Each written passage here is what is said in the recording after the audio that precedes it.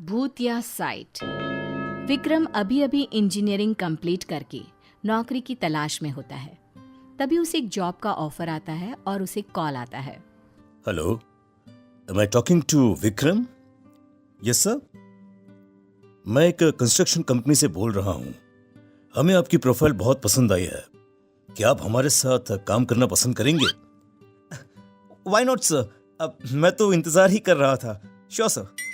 विक्रम तुरंत नौकरी के लिए हाँ कर देता है और अगले दिन ही केरल के लिए निकल जाता है।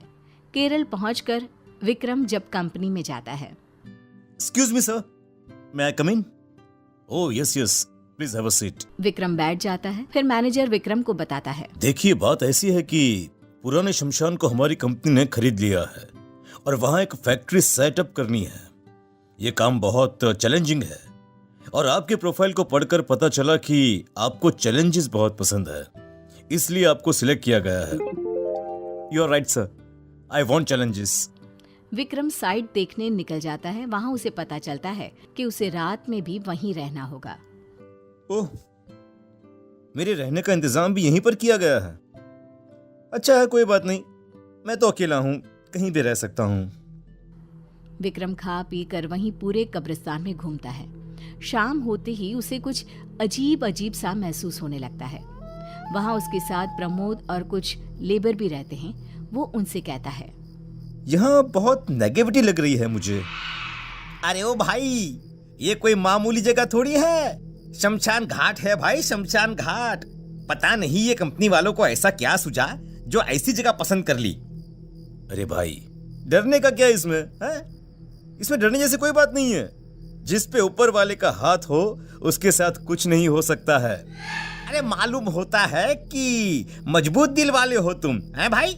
मुझे तो इस जगह से ही डर लगता है। पापी पेट के लिए ये सब करना पड़ता है और कुछ नहीं। प्रमोद और विक्रम एक ही कमरे में सोते हैं और 4-5 लेबर उनके ठीक बगल के कमरे में सोते हैं। ये नींद तो मुझे आ नहीं रही है। चलो जरा जाकर देखता हूँ कि यहाँ पर लोग इतना डरते क्यों हैं। ऐसा क्या है इस जगह में? विक्रम उठकर कमरे से बाहर निकलता है तो उसे किसी के रोने की आवाज सुनाई देने लगती है। रोने की आवाज से उसका मन विचलित हो जाता है और बहुत ढूंढने पर भी उसे वहां कोई दिखाई नहीं देता।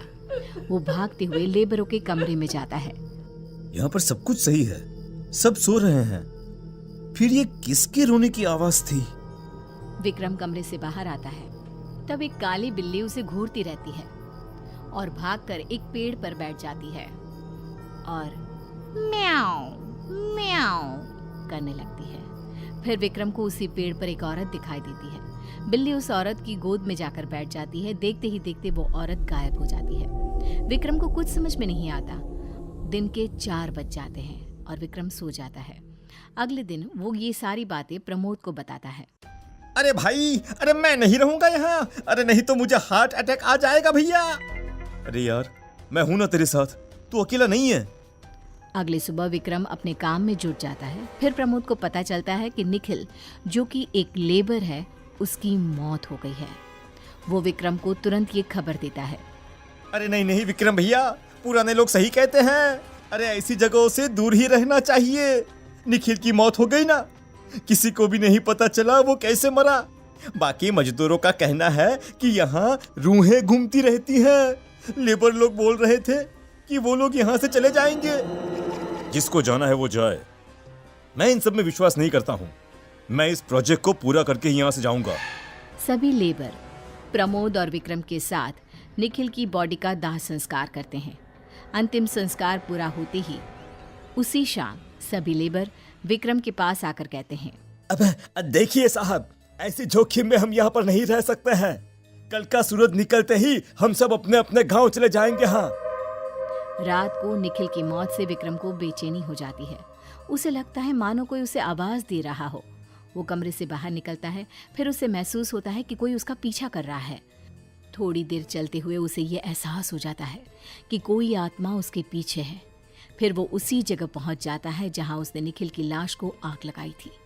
थोड़ी ही देर में बहुत सारी आत्माएं उसे घेर कर खड़ी हो जाती हैं। विक्रम अपनी जान बचाने के लिए कमरे की ओर भागता है और पसीने से भर जाता है। फिर बेहोश हो जाता है। अगली सुबह प्रमोद उसे इस हालत में देखकर पूछता है, अरे ओ भाई, अरे तुम फर्श पर क्या कर रहे हो वहां पर? यार मुझे माफ कर दे। तुम लोग सच ही कह रहे हो, आत्माएं होती हैं, हमें कुछ करना होगा। किसी भी तरह हम दोनों को यहां से निकलना होगा, वरना सभी लेबर आज चले जाएंगे और हम दोनों यहां पर अकेले रह जाएंगे। सर, पर ये लेबर नहीं जा रहे हैं, उन्होंने अपना फैसला बदल दिया है। जब मैं नहीं डर रहा तब आप कैसे डर सकते हैं? अरे ऐसी बात नहीं है प्रमोद भाई, तुम मेरी बात समझ ही नहीं रहे हो।